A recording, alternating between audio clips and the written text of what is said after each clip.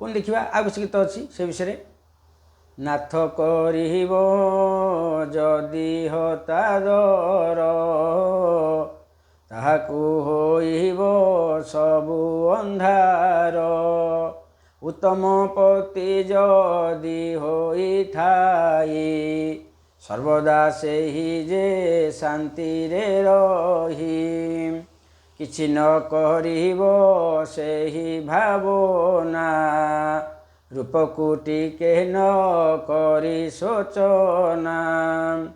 ନ କରିବ ତାକୁ ଯେ ହଇରାଣ ପାଳିବ ଯେହୁ ତାର ନିଜ ଧର୍ମ।